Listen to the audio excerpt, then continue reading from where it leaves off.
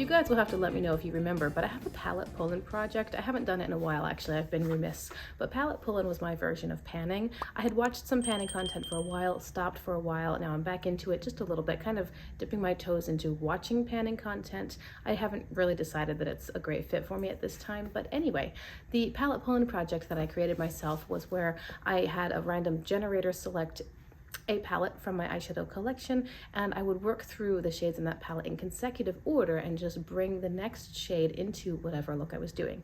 I do allow myself to skip the palette pull-in, like I don't have to do it every single time I do a look.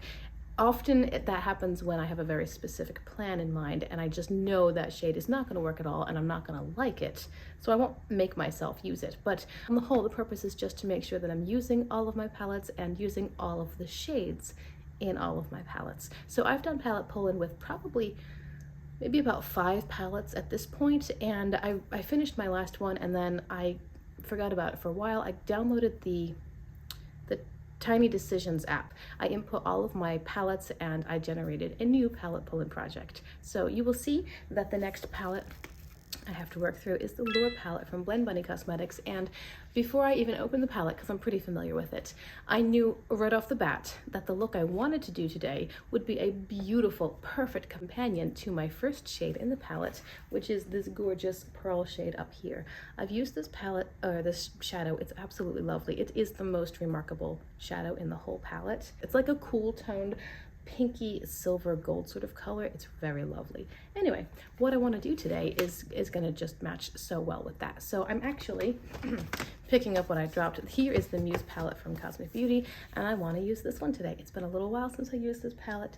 It's beautiful, and this is what I want to play with. My look is pretty much inspired by a friend over on Instagram. I will link her down in the comments. Her name is Marcia, and she is so talented. She's just got a great eye for color, and she does beautiful and striking eye looks, but then she pairs them with these wild, fantastical costumes, and everything's just perfectly synced together. She's very creative. I definitely recommend checking her out if you've got Instagram and you want some eyeshadow makeup themed content. Very, very lovely. Anyway, she recently did a look with the shades in the palette that I'm going to use today. I'm basically recreating it. I might bring in a pop at the inner corner, haven't fully decided, and I'm going to pair it with my palette pull-in. So let's go. Essentially what Marcia did is she used Luster, Haze, Muse, and Fig. Those are the 4 shadows that she listed in her Instagram description. Again, I might bring in a pop at the inner corner. I haven't really decided. We'll see. We'll see. So let me start with, let's start with Haze. This is just a middle-sized soft blending brush, and I'm gonna run this through my crease.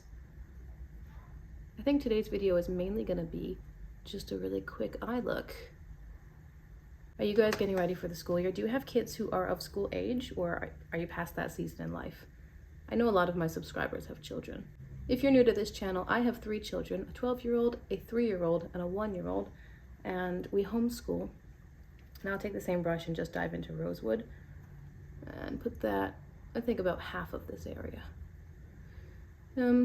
Anyway, we homeschool, and my 12-year-old just started 7th grade a couple of days ago. So she's really excited for our homeschool group to start, which begins next week. No, it begins this week, actually. She's just stoked. A lot of her friends from previous years are all moving up, like they move up together. So they're going to be in the same class, and it's going to be a challenging year for her because the workload will greatly increase from last year, which is good. She needs a challenge. She needs something pushing her forward, someone other than me. She needs other peers and authorities in her life, and she's just very excited. And honestly, I don't even know when the school year begins, like in my area. I haven't seen any school buses. Taking a smaller brush into Fig, I am pretty sure that our house, which is on a corner, is actually the bus stop, because when we first came to look at the house, which was during the school year, there were kids waiting on the corner, and there were like kind of piles of trash right on the corner, and I was thinking, oh, it's a bus stop and I'm gonna have to pick up trash all year. Yay. It's actually fine though. I don't mind picking up a little bit of debris here and there, especially if we can get to know some of the kids. We've been living in this house now for 3-ish months, I think, and we haven't met a single other kid. Like, I'm sure there are children here. Once in a while I hear somebody like bouncing on a trampoline in a backyard. Once in a while I've seen some people walking to and fro, but it's a quiet neighborhood, which is fine. I think that some of the people who live, or like maybe a lot of the people who live here, are empty nesters, also fine. But there've got to be some kids, right? It's not like it's a 55+ community. I figure there have to be some kids somewhere. So I'm looking forward to maybe having my daughter be able to meet some other children once the school year begins and we actually see them, because they're converging on our property. We'll see. My 3-year-old is really good at the alphabet, sings it all the time, but she doesn't really recognize a lot of the letters yet. And I want to work on that well, I'd say this year, but now. I want to work on it now and start teaching her how to read. Because she's a smart little kiddo, and it shouldn't be difficult for her. It's just a matter of doing it. Putting in intentional time, basically. All right, how's that looking? You know, there's just a little bit of sparkle. Which of these shades has sparkle? None of them, they're all matte. They're all matte. There must have been sparkle in one of my brushes. I'm just getting little flecks of color. Okay, now Marcia used Luster and Muse. Muse is the light pink shimmer, and then Luster is this beautiful iridescent pink purple color. And then let me show you my palette pull-in. The shade Pearl, as we said, is gonna go beautifully. I'm just trying to figure out where I want the colors to go, because they're all pretty.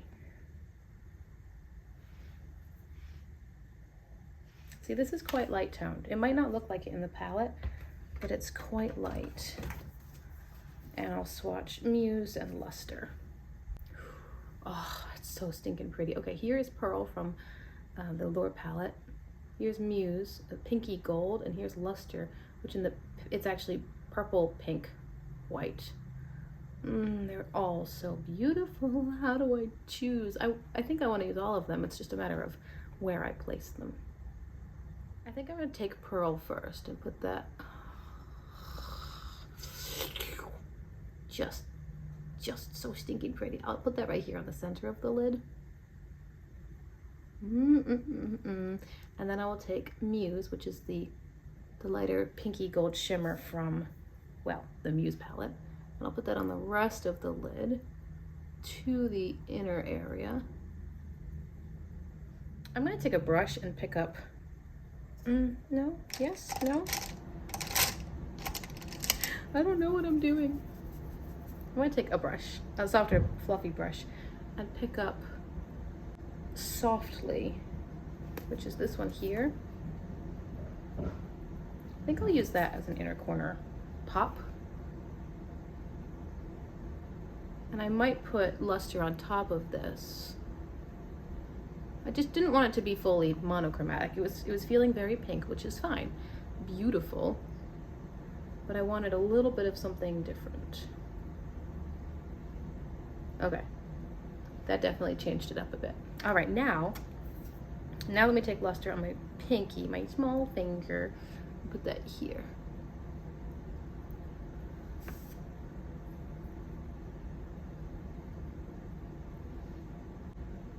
It's pulling more purple because it's laying on top of a blue color. It's good though. I'll take a small flat brush and go into Muse again, I think. I'm gonna spray it because I want it to stay on the brush. I don't want to get a lot of fallout. And I'll lay this on my lower lash line.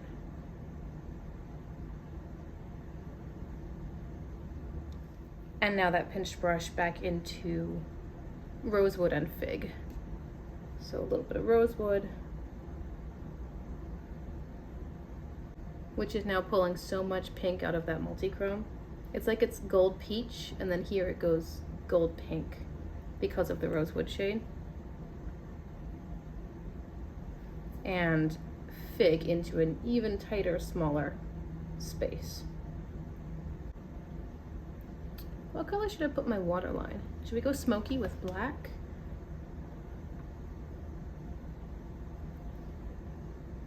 This is quite different from Marcia's look, actually. I think the biggest thing is she might have taken the Luster shade, this lightest, like white, purple iridescent, and she might have put that most of the space, and I did not. I think I will take it just because and put it right here. I almost never do a brow highlight. Also, she and I have really different skin tones, so even when I recreate her looks, they still look different on me. Skin tones make such a difference as far as the final result. You can do everything exactly the same, but if your skin undertones are different, you're gonna get two different looks, basically. It's like the shadows just pull other colors from your skin, and your skin and settles into the undertones of the shadows, and everything works and plays with each other in different ways. Here it is, all said and done. And point of note, I know that in the beginning I listed 4 shades that Marzia had written down, and then for some reason I added in Rosewood.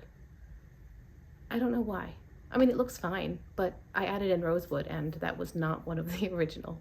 It wasn't part of the brief. Anyway, that's that. So let me tell you what I did to finish off. I used this color from ColourPop in my waterline.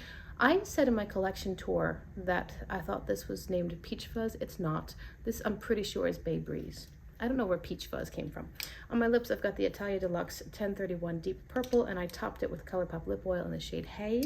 And then I do have some mascara on, and on my face, I'm wearing 2 different highlighter palettes. I started with this one, Frosé from BH Cosmetics, and I put that on, and as I was looking at it, I realized that it's a lot more glittery, more like larger particles than I noticed before. So then, simply out of curiosity, I took frosting highlighter from Cosmic Beauty, and I took this one, Cinnamon Swirl, which is kind of a pinky brownie sort of color, and I put that on top. And this does not have, you know, let me just swatch them because I'm curious. Here is Cinnamon Swirl. It's not nearly as glittery. It's a finer texture than BH. Like, you can even see on my hand, I hope. Can you see the texture and the particles of the BH? And then this is frosting from Cosmic Beauty. Let's swatch them. I guess when they're smeared, like rubbed out, the BH doesn't look as textured. It would be on this side. But on the face, while it attracts the light so beautifully, on the face, at least on a face that has a little bit of foundation, not foundation actually, I just used like a concealer or something, and then powder, I see the particles more. And it could just be settling into fine lines. I mean, I'm in my late 30s, so as I get older, I've got more and more little lines. I don't know. I just never really noticed too much that the BH formula was a lot might not even be fair, that the BH formula was a bit chunkier. And this one just seems a little bit lighter, a little bit more finely milled. Anyway, I'm not gonna say I dislike this. I'm just gonna do some experimentation and maybe see if I simply prefer one over the other. That's the whole look though. It is different from what Marzia did. I did add in that rosewood shade, and then I had the palette pull-in and whatnot. It's different, but she sort of got me wanting to play with those colors, and I do think that it's very pretty. I'd love to hear your thoughts as usual. Do you have either of these palettes? Which one do you prefer? Are you excited that I'm doing palette pull-in now? Do you like the Lure palette? I expect, for some time I'll have a lot of blue-green colors in my looks, whether or not I want them. Consider liking and subscribing before you go. If you want to see more content like this, be sure to check out Marzia's Instagram because she's great and you will not be disappointed by what you see. And I'll talk to you guys again in my next video. Bye.